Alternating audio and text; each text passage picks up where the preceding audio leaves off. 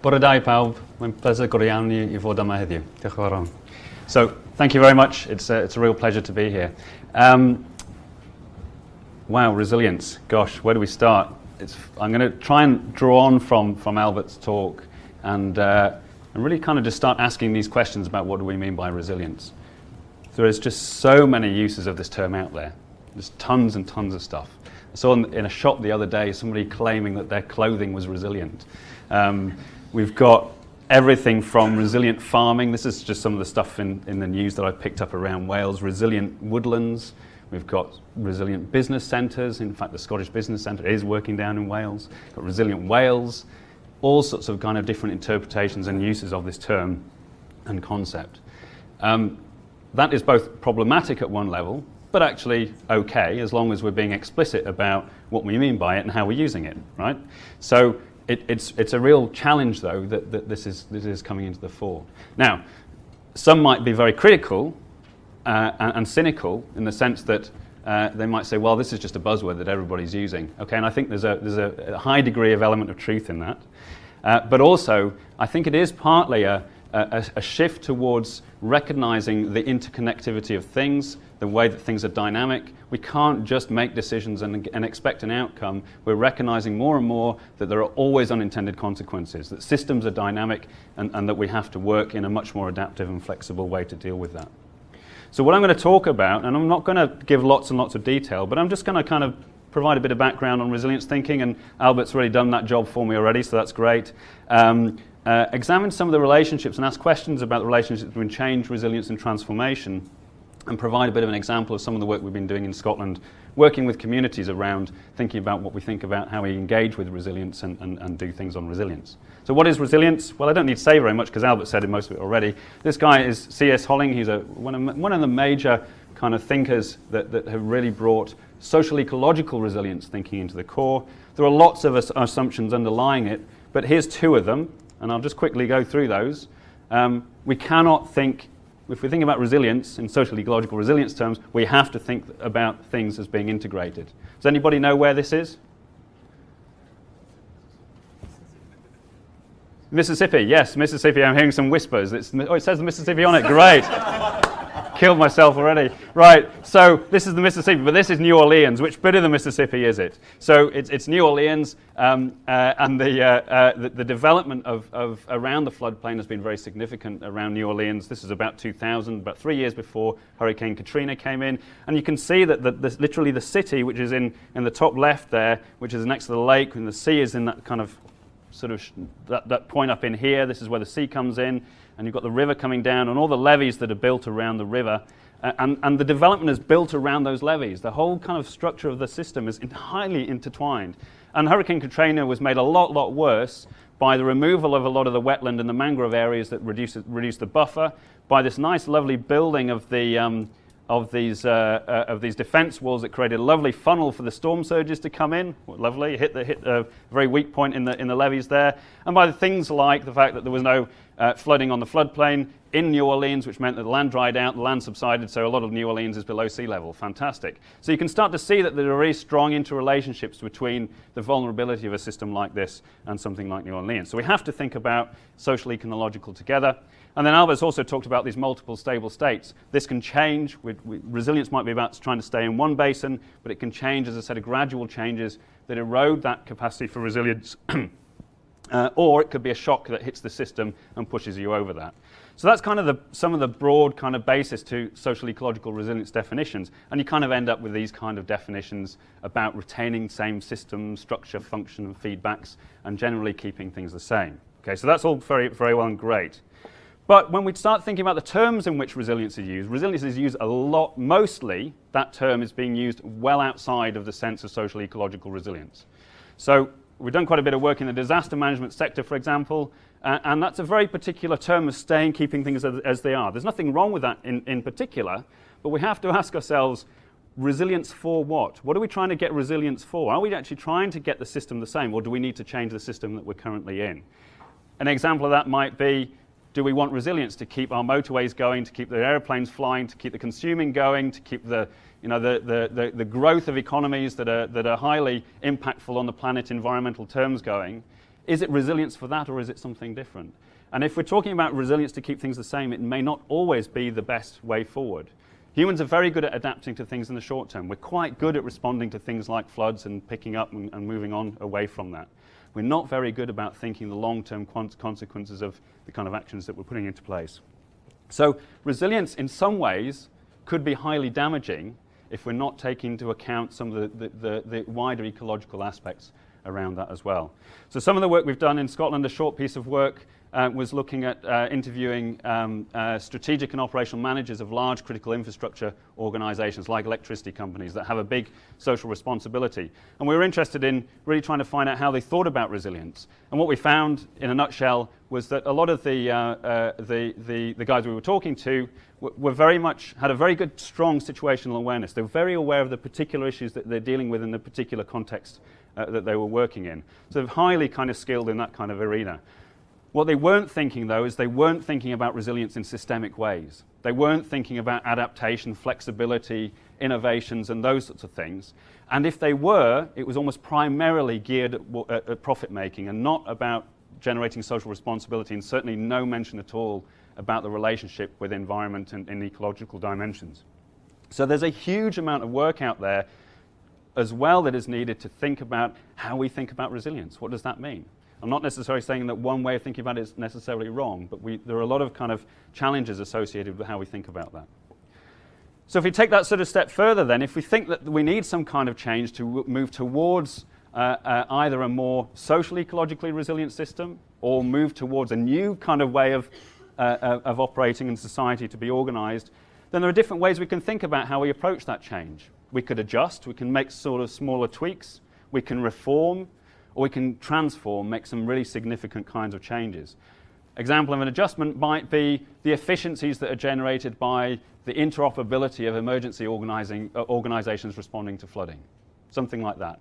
It works better, we can tweak things, we can get things working better, enhancing the efficiencies, fantastic and very important outputs that come from that. But these are not really changing the system and the fundamental kind of underlying assumptions of how we deal with things. We might reform. There are lots of kind of examples of this coming out of Wales now in terms of bringing in ecological resilience concepts and thinking into the legislature that's coming through, which is really significant. It's quite a significant shift and change in the way we're thinking about some of the policies that are coming out. But transformation is then something a bit different. If you take things like climate change, obesity, addictions, they're kind of a product of the way our society is currently organised and structured. It's the way in which we interact as a set of cities and a set of individuals that generate these kind of symptoms of these kind of wider planetary behaviours in which we're operating. If we want to address those things, we're not going to be able to address them by the same kind of approaches that created them.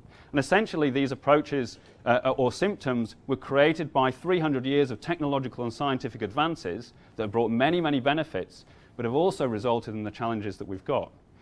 And this kind of lends us to these kind of comments that you get like system change, not climate change. Recognizing that really fundamental different ways in which we are organised, the way we're operating, the way we think about things, our underlying assumptions, our worldviews, our values, all of these things might need to change if we've got any chance really of really taking us away from these highly unsustainable kind of activities that are happening around the planet.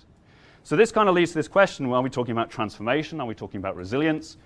Difficult things to separate or difficult things to kind of pull apart. No particular immediate answers around that. But are we talking about transformations to more resilient systems, and what kind of resilient systems are we talking about? These questions become really kind of important. So one of the I'm just going to give you a quick example really of where we've done some of this work, or trying to do some of this work, because it's not very easy, around asking kind of questions, well, what kinds of change are needed? What kinds of ways do we need to work with in order to start approaching issues around things like climate resilience? And this is a project that's funded by the Joseph Rowntree Foundation, and we're working in the Scottish borders in flood-prone communities. The aim of the project really is to facilitate conversations and actions for community-based resilience. We have a project officer who's employed by Dundee, but actually is based 2 hours away in the Border Council offices. It's not really just research, it's very much action. It's about engagement, participation, developing collaborations between community groups and council and so on. And it has a very strong focus on systemic thinking. Let's try and think about these things in a big kind of picture way, but in a way that then we can deal with and handle and take that further forward. And it has a strong focus on climate disadvantage. Those basically identifying who is most disadvantaged by climate change and why. In the Scottish Borders, for example, a lot of the social housing is built on the floodplain because it was cheap land. So again, there are certain groups of people that are much more susceptible than others to the challenges that might emerge from climate change. And we've used flooding as a kind of way to get into the conversation. It's not the only focus, but it's a way to get in. We've been working in 3 communities, Peebles, Hoyk and Newcastleton, all with different contexts and issues that they're facing. Peebles is a commuter town. Most people work in Edinburgh, but the ones that work in Edinburgh tend to be higher income. The ones that work in Peebles are on low income, but they're the ones that hold the glue of the community together because they know the people, they're there all the time. So there's kind of these kind of tensions and underlying issues. People look at Peebles and they go, oh, that's a really nice, wealthy town. But actually there's a hidden sort of side to it as well. Hoyk, very much a story of needing urban regeneration. A lot of deprived communities. It was an industry-based town that was based on tweed mills and textile mills, many of which have closed. But the river goes straight through, and the whole of the town is built around the river. You know, it's a water-powered river. You know, that's what it was. And no, not surprisingly, then it has some flooding challenges as well. Newcastleton, a very small village town of 750 people, very isolated, no petrol station for miles, that kind of thing. So rural development there is the context and the challenge that they're dealing with. How do they keep young people in the town that need to move out to get work and so on? So all have different kind of contexts. And what we've effectively been doing is exploring a set of questions through a series of workshops in each of these communities, like who is most disadvantaged by climate change and why, how do we move and shift from one current situation to another, and what are the impacts of different scales of policies on that as well, and how do we look at the interactions? Working in one community is fantastic, but they're affected by many other things that are happening at other kind of governance scales as well. The interesting part of the story, which I'm not really going to be able to go into today, is that the project started last May, and every single one of these communities got affected in some way by flooding in December or January, which completely changed the nature of the direction and the storylines that emerged from the process that we were engaging with. I'm not going to go into that too much detail, but it has significantly affected the project. Just a bit of examples then of some of the things that we've done. In the first kind of set of workshops, we asked these kind of questions. So we were asking, what are the synergistic relationships between a set of things? Flooding, water scarcity. Interesting talking about those two things together. We had some laughs, but actually when people sat down and started talking about water scarcity, they realised that there are real challenges around that. In southern Scotland since 1960, temperatures have already risen by 2 degrees. Right? So you can start imagining some of the challenges that might be coming around from that. Food prices and energy security and so on. And who might be disadvantaged by that. Just briefly, some of the stuff that came out from Peebles as an example is that one of the things that was very interesting there is that we had started to identify through these workshops that there were certain sectors of society that are not necessarily highly vulnerable to things like flooding or challenges yet, but they may well be in the future. So older people, young working families who are kind of okay at the moment, but you know, as the prices might rise in food or the energy prices might change and so on, they're sort of starting to have these creeping, slow changing variables that then start raising up the kind of levels so that it becomes closer to kind of key thresholds that make it very difficult for people to deal with. So all these things are real and they're all happening now. We've really clearly identified that community connections are important, and that the communities who can't cope with dealing with this stuff themselves, they also need these wider sort of scale policies and linkages in with that to deal with it as well. But across very, very diverse sectors, from health, linking that with issues around environment as well. There's a very complex kind of set of things going on there. So that's just an example of some things that was coming out. Then the second question is there, well, what kind of change is needed? How do we think about repatterning and shifting away from that? And we used a process, sort of practice called 3 Horizons, which is a kind of like a futures-oriented tool. It's different from scenario planning. Scenario planning is great for kind of getting a sense of what the possibilities of the future might be, but it doesn't kind of give you any kind of form of roadmap to help you get there, really, not on its own. And this is a kind of approach that tries to work in context of high uncertainty, but give you a degree of agency as well. So that left axis, which is prevalence, is just simply the way in which things are done in society. So it might be a way an organisation is managed, a way particular policies are set in place, the kinds of activities that we do in all kind of technologies that might be there. And that first horizon is that things will decline. So things are changing, climate's changing, technology is changing all the time. Eventually the way in which we do things currently will decline over time. They become no longer fit for purpose. The green line is the third horizon. This is the kind of longer term vision that might be seen to emerge. And in that vision, you can see pockets of that future in the present. You can see that green line is in that first sort of stage there. The blue line then becomes really important because this is the disruptor. This is the thing that shifts and provides the transition space between one to the other. So as the blue line comes in, it helps to shift the red line to come down and the green line to emerge. And a really good example of this is solar panels. Solar panels are not just important because they reduce carbon emissions. They're important because they change the relationship between the consumer and the producer, right? So the consumer becomes the producer, and you're literally changing power relations between the power companies and the householders. And it changes the nature of the space in which things can emerge. It allows new technologies to emerge around storage or energy generation that couldn't happen because it's not in the vested interest of the large companies that have the power in the power kind of system. So that's a kind of example of how you look at that. And you take people through this kind of process to help imagine futures, let go of the things in the past, and allow things to emerge. So this is an example in Hawick. Now Hawick was an interesting situation. Our second workshop, just by chance, happened to be 5 days after the floods had hit them.